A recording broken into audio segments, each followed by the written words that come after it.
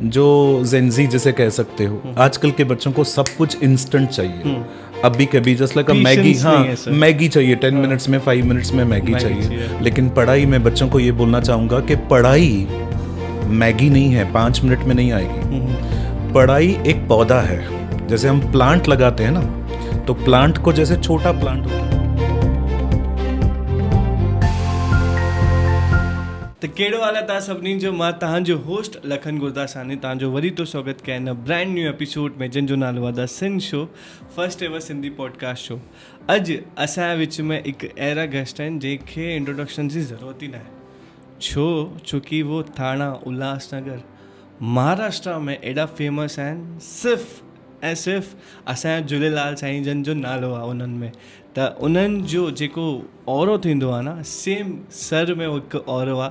त वधीक देरि न खणी करे उन्हनि जो स्वागत कंदासीं हिन एपिसोड में। डॉक्टर लाल तनवानी सर, कहिड़ो हाल आहे सर?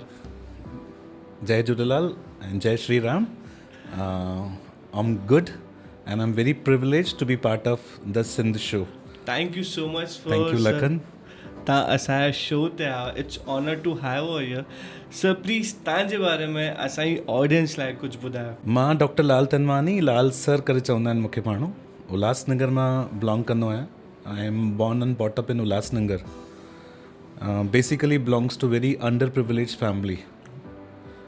जॾहिं मां आई वॉज बॉर्न तो इट वॉज ओनली 10x10 का जो घर होता था, बैरिक होती है उल्लासनगर में, छोटी छोटी बैरिक्स, उसका बैरिक्स का भी आधा पार्ट था मेरे पापा के पास, मेरी मम्मा के पास। But I am proud to be son of my father and मैं चाहता हूँ कि मैं आने वाले 7 जन्म तक उसी घर में पैदा हूँ। क्या बात है। मेरे पापा एक छोटे बिजनेसमैन थे और आज भगवान की दुआ से मेरे पास सब कुछ है, और उसका सबसे बड़ा कारण जो है वो है मेरी एजुकेशन। क्या बात है सर। आज लाल सर पद्मा कोचिंग क्लासेस मेरे हैं, ओनर हूँ मैं। पद्मा इंस्टीट्यूट ऑफ नॉलेज मेरा बेटा संभालता है, लेकिन हमारा ही है वो भी। क्या बात है सर। BBRT इंटरनेशनल स्कूल अभी हम लोगों ने खोला है। क्या बात। और मैं नवजीवन कोऑपरेटिव बैंक का भी डायरेक्टर हूँ। क्या बात है। ऐसे में बहुत कुछ हूँ।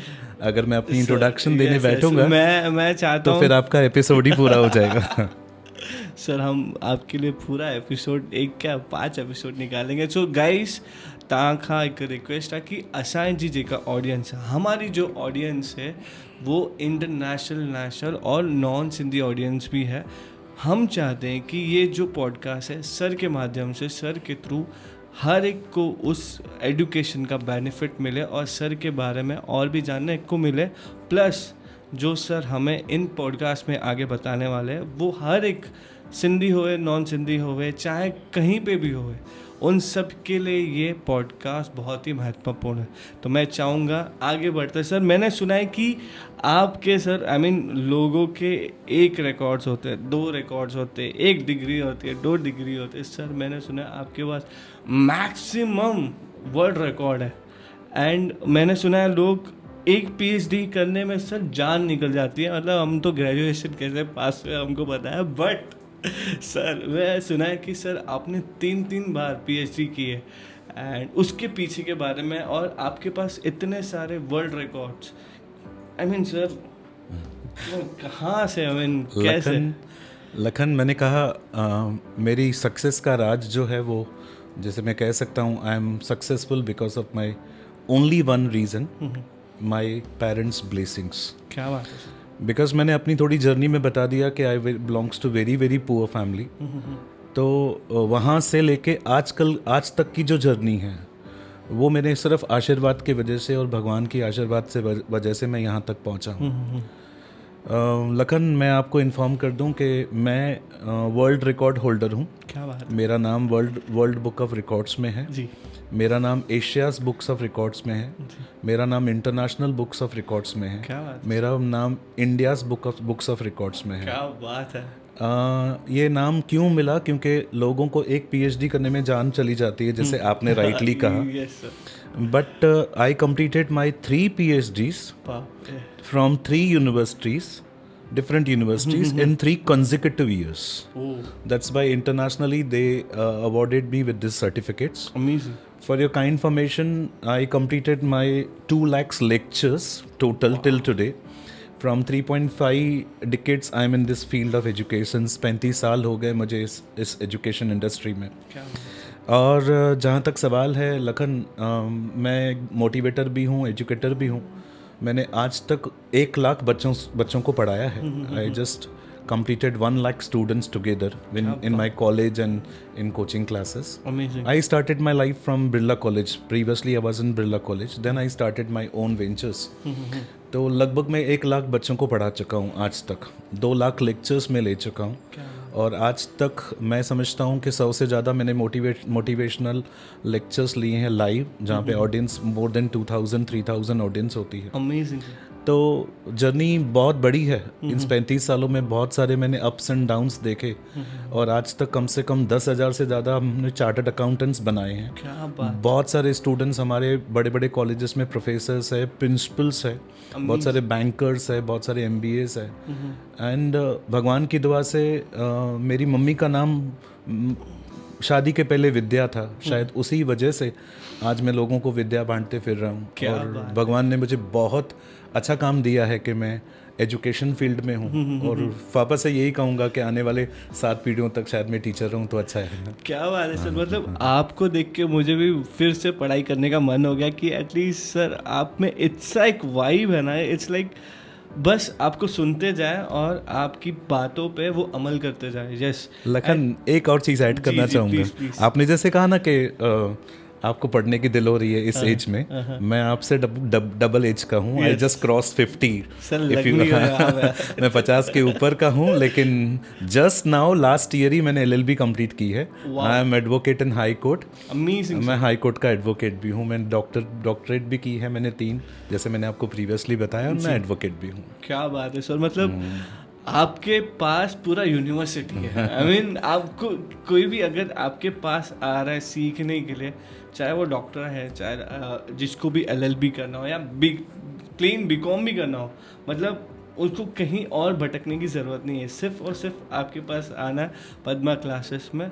आप वहाँ से कुछ नहीं तो बहुत कुछ बन के निकलोगे. डॉक्टर, उसके बाद डॉक्टरेट एंड उसके बाद MBAs. so many teachers, so many students are CS, company secretaries. और क्या चीज़, टीचर्स, प्रोफेसर्स. लखन, मैं एक चीज़ में बिलीव करता हूँ क्योंकि मेरी जर्नी अगर मैं स्टार्टेड फ्रॉम 10/10 का खोली, जैसे मैं बोल सकता हूँ, बैरक की खोली. और आज भगवान की दुआ से मेरे पास सब कुछ है. बिकॉज मैं बिलीव करता हूँ, एक सेइंग है बिल गेट्स की. बिल गेट्स कहते हैं कि if you born poor, it is not your fault. If you born poor, it is not your fault. But if you die poor, it is your fault. अगर आप पैदा हुए हो किसी गरीब के घर में ना, अभी मैं गरीब के घर में पैदा हुआ, मुझे नहीं पता कौन से कर्मों के वजह से मुझे किस कोख में पैदा किया गया. लेकिन जब पैदा हुआ तो छोटा सा घर था. लेकिन अगर मैं छोटे घर में पैदा हुआ और फिर भी गरीब होके, भगवान ने हमें 60-70 साल की उम्र दी है एवरेज, और हम 60-70 साल में कुछ भी नहीं कर पाए, तो फिर तो हमारा ही फॉल्ट है. तो it's right saying by Bill Gates के if you born poor it is not your fault, but if you die poor it is your fault. Amazing sir. Yes, ये बात तो मैंने सुना ही है, तो ये बात पे आपको भी अमल करना है गाइस. एंड मैं पूछना चाहता था सर कि ऐसी बहुत सारी चीज़ें हैं जो मुझे आपसे पूछनी है. आई मीन मैं कहाँ से चालू करूँ मुझे पता नहीं, बट मैं आपसे पूछता रहूँगा. सर, अभी जो एजुकेशन का माहौल है, अभी जैसे हम 90s के किड हैं, ठीक है, आप इनको जेनजी बोलते हैं. आजकल के बच्चों को जेनजी, जनरेशन Z. सो 90s के बच्चे आपने पढ़ा है.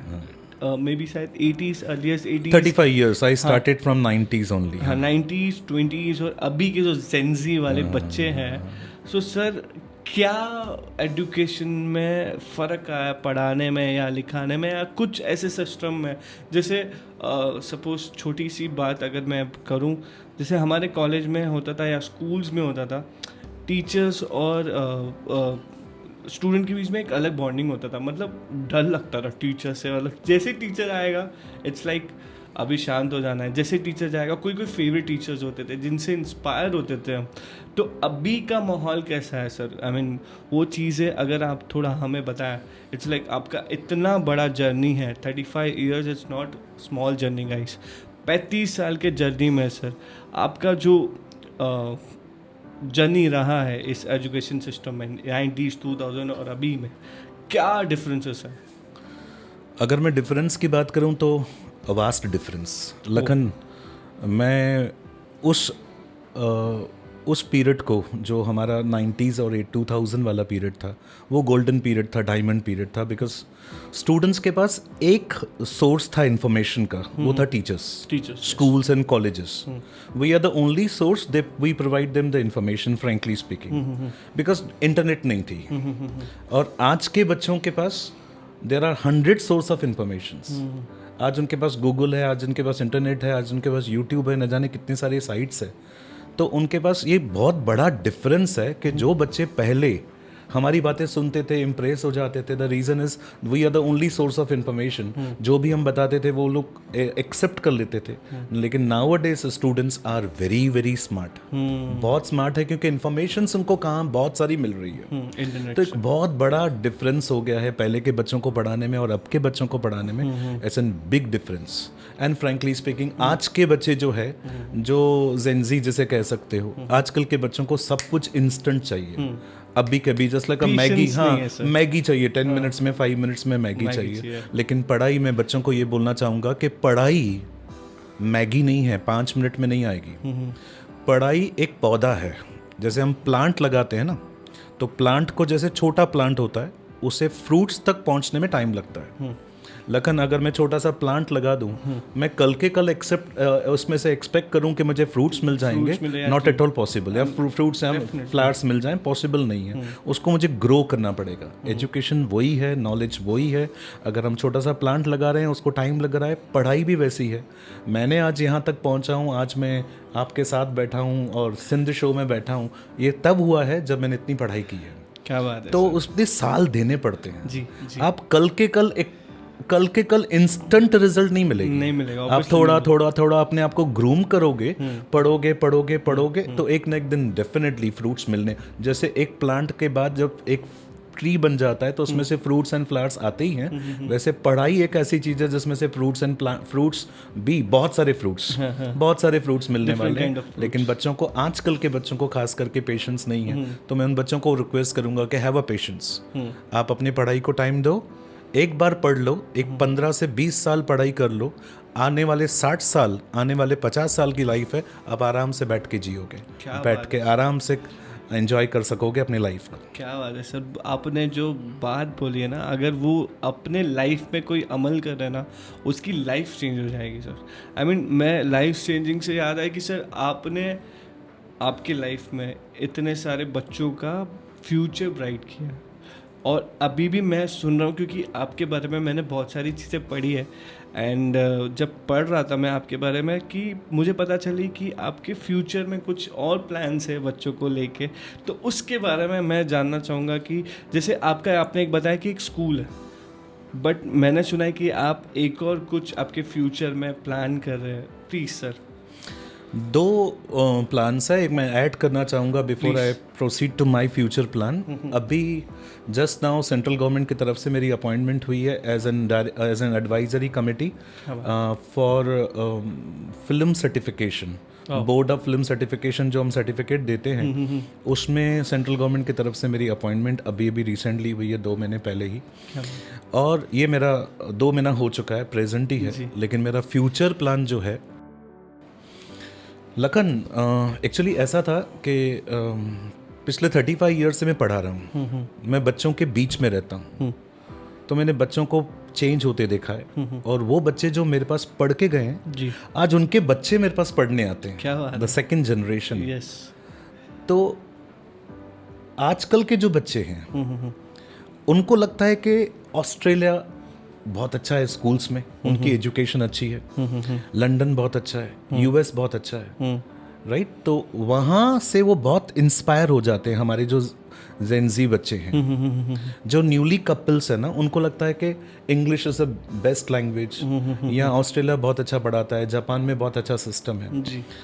तो मैं जब कोविड में फ्री बैठा था और बच्चों के से व्यूज़ देख रहा था, मैं अपने बच्चों से भी बात कर रहा था, ऐसे स्टूडेंट से ही बात कर रहा था, पास स्टूडेंट से बैठ के बात कर रहा था, तो आई कंक्लूडेड विद द थिंग कि एक तो जो न्यू जनरेशन है उनको कहाँ ना कहाँ फॉरेन कल्चर अच्छा लग रहा है, और हम जो ओल्ड स्कूल वाले हैं, ओल्ड स्कूल बोल सकता हूँ मैं अपने आप को, तो हमको ना Indian culture, Indian heritage, Indian values बहुत अच्छी लगती है। तो मेरा फ्यूचर प्लान ये है जो मैं इमीडिएटली अनाउंस करना चाहता हूँ। आज मैं खुश हूँ कि मैं आज आपके शो पे अनाउंस कर रहा हूँ। Thank you so much. कि मेरा फ्यूचर प्लान ये है कि मैं उल्लासनगर को एक और अच्छी बड़ी गिफ्ट दूँ, जिसमें मैं ब्रिटिश करिकुलम, वाह, क्योंकि मेरा टाई अप कैम्ब्रिज के साथ हो गया, तो ब्रिटिश करिकुलम में हम ला रहे हैं, और हमारी जो इंडियन वैल्यूज़ है, हेरिटेज है, कल्चर है, जिसमें मेरी माँ मुझे सिखाती थी कि मम्मा पापा को, बड़ों को पैर पड़ना चाहिए। ये शायद हमारी नेक्स्ट जनरेशंस को पता ही नहीं कि पैर पड़ना क्या होता है। आज बहुत कम लोग हैं, बहुत कम बच्चे हैं जो अपने माँ बाप को पैर पड़ के घर से निकलते हैं। तो मैं वो Indian culture, Indian values, Indian heritage plus British curriculum, इसको कॉम्बो करके, कंबाइन करके एक नया स्कूल खोलने जा रहा हूँ उल्लासनगर के सेंटर प्लेस पे, गोल मैदान पे। ये प्री स्कूल होगा प्योरली, और उस प्री स्कूल का नाम होगा Padma international pre school. Padma international pre school start हो रहा है 4 अप्रैल से, हम उसकी एडमिशन्स भी स्टार्ट कर रहे हैं, जहाँ पे नर्सरी, जूनियर और सीनियर की एडमिशन्स और इंक्लूडिंग प्ले ग्रुप की भी एडमिशन्स 4 अप्रैल से स्टार्ट हो रही है।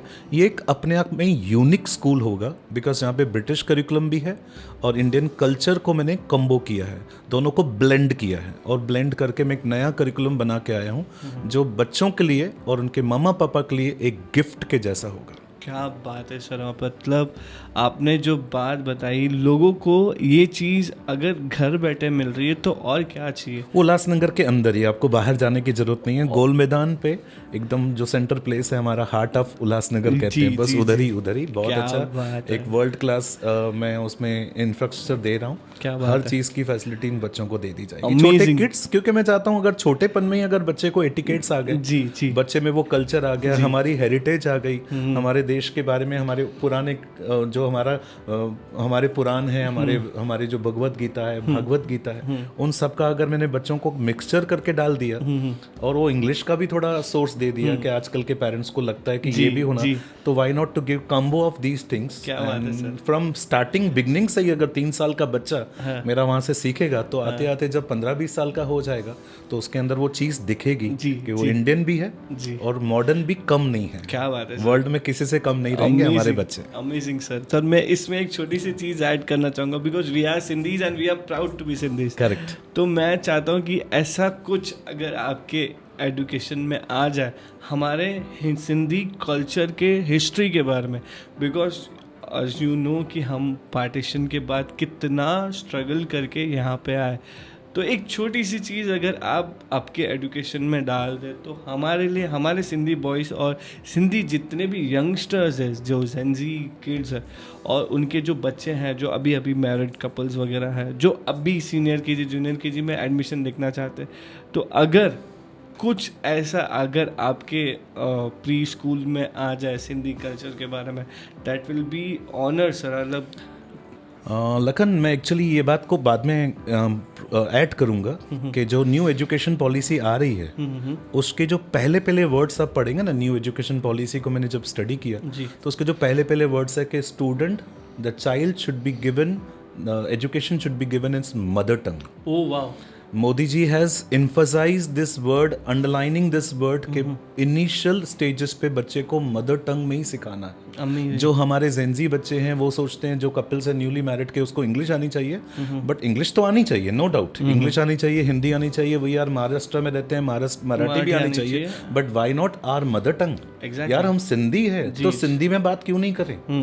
सिंधी क्यों नहीं आए मेरे बच्चे को? आप अब किसी भी बच्चे को पूछोगे ना, 43 रुपीज 50 40 पैसा सिंधी में बोलो या 45 रुपया छा थींदा आहिनि त ॿारनि खे असांजे ॿारनि खे 45 रुपया ख़बर न आहिनि कि it's 45 rupees including my kids. Believe करोगे मैं जब बोलता हूँ बेटा 52 रुपया था दे तो पूछता है पापा 52 माना छा। माई किड्स इटसेल्फ चए से 52 माना छा, 47 माना छा ऐं 2.5 माना छा थींदा आहिनि। 3:30 को मैं बोलता हूँ 3:30 बजे तो 3:30 3:30 छा थींदा आहिनि। Students are there. सबकी हालत ऐसी है कि हमारी सिंधी कम्युनिटी कहाँ ना कहाँ सिंधी लैंग्वेज हर लैंग्वेज में कहाँ ना कहाँ शॉर्ट जो फॉल आया है। वहाँ मोदी जी की जो अंडरलाइंड वर्ड है वो मैं फिर से रिपीट करूँ कि हम NEP में बच्चे को जो एजुकेशन दे रहे हैं वो इनिशियल स्टेजेस पे हर पूरे इंडिया में मदर टंग में होगी। यानी असां सिंधी आहियूं and proud to be Sindhi. क्या बात है सर। तो सर मैंने सुना है कि अभी जैसे बात चल ही रही थी कि NEP के न्यू एजुकेशन पॉलिसी के बारे में, तो मैं चाहूँगा कि इसके बारे में कुछ डिटेल्स में हमारी ऑडियंस को आप गाइड करें। लखन, एक्चुअली मैं जानता हूँ कि किसी भी देश का अगर आप भला चाहते हो, डेवलपमेंट चाहते हो, मैं एक वर्ड यूज़ करूँ, you want to be a growth development, तो उस कंट्री का अगर एजुकेशन सिस्टम अगर आपने प्रॉपर रखा तो growth and development is secondary, खुद ब खुद आ जाता है। आपका डेवलपमेंट, आपका ग्रोथ, आपकी prosperity, per capita income, national income, GDP आपकी सब बढ़ जाती है अगर आपने अपने एजुकेशन सिस्टम को चेंज कर प्रॉपरली बना लिया तो। अब देखिए ना लखन, हम मोबाइल लेते हैं तो 2-3 साल के बाद हमको लगता है कि यार पुराना हो गया, उसको नया ले लेते हैं, या नहीं भी लेते हैं नया तो कम से कम अपग्रेड करना पड़ता है। अपडेट आती है, उसमें अपडेट डालनी पड़ती है। और हमारे इंडिया का एजुकेशन सिस्टम यार 40 साल 50 साल पुराना है। किसी गवर्नमेंट ने कहाँ एफर्ट्स ही नहीं डाले कि यार हम अगर एजुकेशन को अपग्रेड नहीं करेंगे, पुराने सिस्टम को चलाएंगे तो आज हमारे बच्चे ग्रेजुएट होने के बाद भी 10 और 15 हज़ार की नौकरी के लिए स्ट्रगल कर रहे हैं। क्योंकि हमारा जो सिस्टम है वो नॉलेज देना है। आज हमें नॉलेज तो बहुत गूगल में मिल रही है ना, इंफॉर्मेशन नॉलेज बहुत है जितनी चाहिए, मेन है एग्जीक्यूशन, मेन है स्किल्स।